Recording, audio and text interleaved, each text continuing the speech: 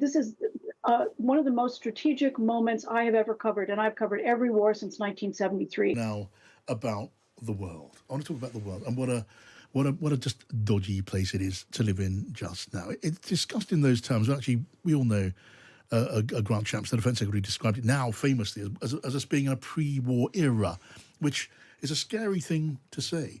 But when he said it, it almost seemed like a commonplace thing for a government minister to say, because we become weirdly used to the precariousness of our condition and the state of various different theatres of war as they could become and around the world, the Middle East, Ukraine, Taiwan, the Pacific area, all of it pieces on a very, very dodgy looking jigsaw. I'm going to start with a few thoughts on Iran, the big story, I suppose, today after Joe Biden said that he was giving ironclad support to Israel under the threat of an Iranian attack. Now, that's the warning, and a possible Iranian attack is coming from American intelligence.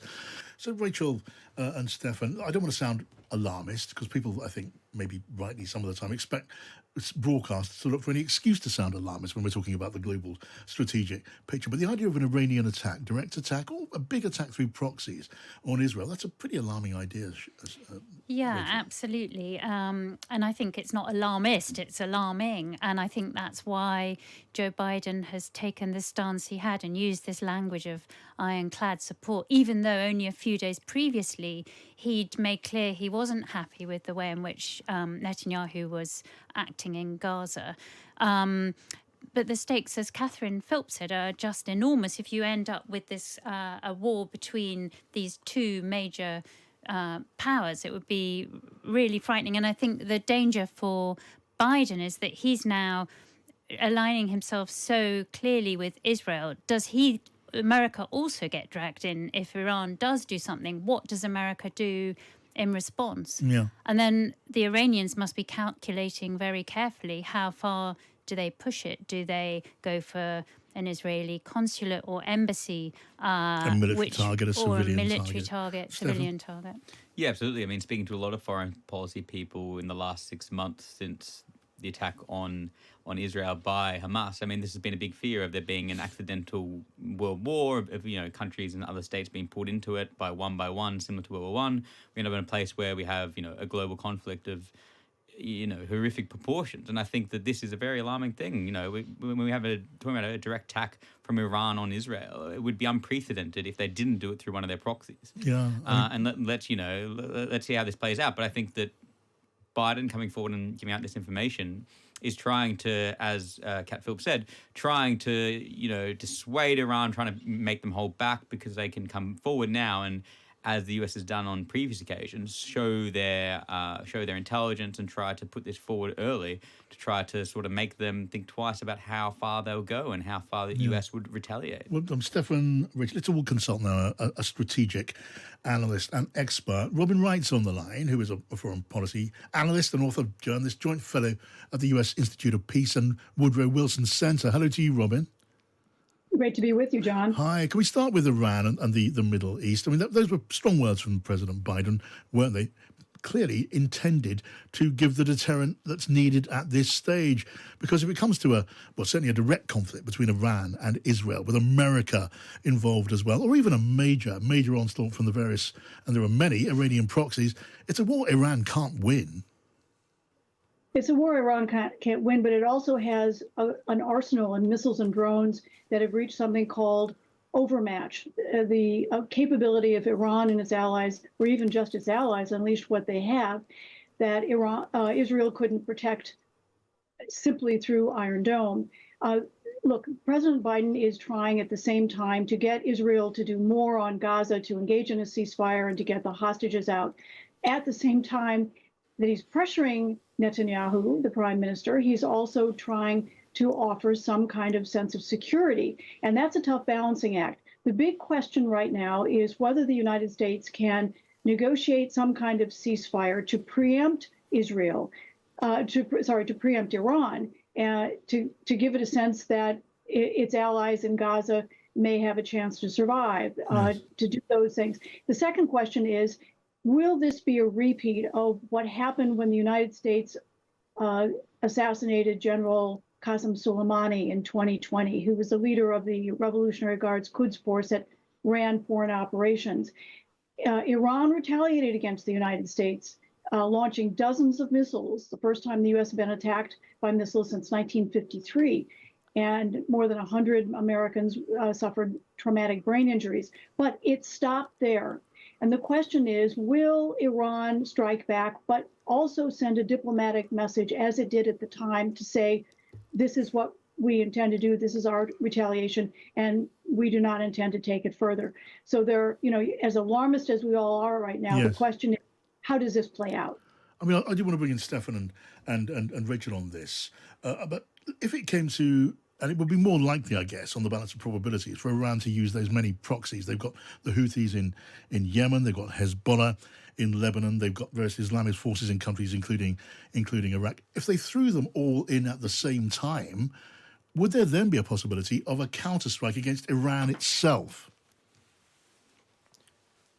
Well, I think that is a terrifying prospect, John. I mean, because you would have in that situation, you would have Hamas from one side, Syria, Lebanon from the north, from Hezbollah, and also Yemen also from the south. There would be an all-out attack on Israel. It would almost be an all-out war, and such a wide-ranging thing. And I think that Israel is in a state right now where they're in a state of war already. They're already very, very much on a war footing. So they may be more than, for a very, very long time, minded to retaliate in a way that's very aggressive. I mean, a massive onslaught against, well, I think we were hearing out on, it may be more likely that the targets chosen by those proxies would be military targets than civilian targets. But Hezbollah have got thousands upon thousands of rockets and missiles. If they launched them at Israel, they would really test their air defenses. What do you think about that, Robin? If it was through proxies, and there are many of them, some of them very heavily armed, would America contemplate an attack back at Iran? That would be the real escalation, do you think?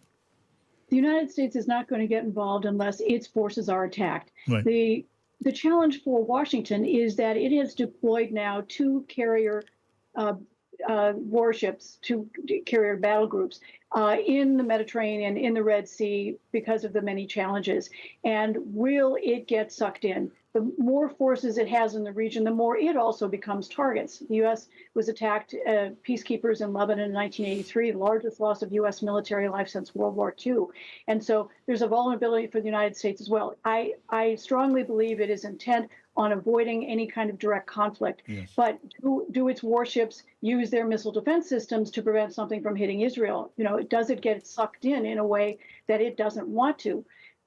I think, this is one of the most strategic moments I have ever covered, and I've covered every war since 1973. Right. The real dangers here, in part because of the emotions, passions running high in Israel.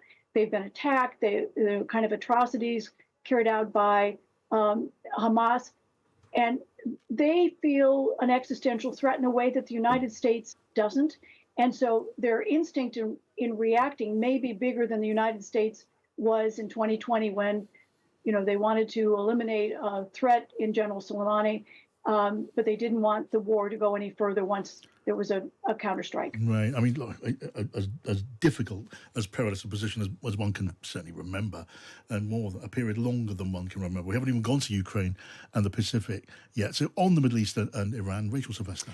Robin, I'm really interested in how you think Biden defines ironclad support. So if it's not the involvement of American forces directly, what exactly is he talking about? And how does the White House square that with this kind of sense of anxiety and unease about the way in which the Israeli government is conducting the campaign in Gaza and the growing political backlash among voters in America? Yes, this is a very important moment politically for the president as well as he navigates the crisis in the Middle East. The United States has weapons or tools besides its missiles or its missile defense systems. It also can provide intelligence, strategic guidance. It can coordinate with the Israelis. There are cyber tools. There are all kinds of things that if the United States wanted to send a signal to Iran. But I think the administration it's reached out to 4 Arab countries and had their foreign ministers contact Iran to say, don't do it, limit your response. And so I think there are a lot of things happening in the background, not all of which we're aware of, whether it's on diplomacy or whether it's in kind of tangential tools that the United States has to try to ensure that this does not go any further. And this is the moment where you could either get a ceasefire in one hand and chart a path forward to prevent an escalation, or we go full out. And finding that middle road, limiting the damage, is going to be incredibly tricky.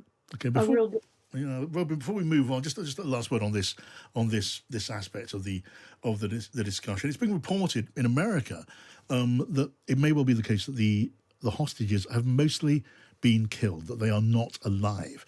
As and when, if that turns out to be true, as and when that becomes apparent, what would the implications of that be? Would we not be looking at the full fury? We've seen a good deal of fury to this point, but even to a greater extent, the fury of Israel unleashed, and hopes of a deal, hostages, which we do not have yet, leading to any kind of longer term agreement. Surely that would just evaporate. Look, the last hostage swap, which I think was in 2016, involved one Israeli life in exchange for more than 1,000 Palestinian prisoners. In Israel, as in the United States, every life is particularly important. And I think that, we all know that a number, some say more than 30 of the hostages have died since October 7th. But the fact that there are roughly 100 still held, even if some of those have died, every single life is going to be important. And you see that on the streets among Israelis who are protesting, an end of this war or a ceasefire to get the hostages out.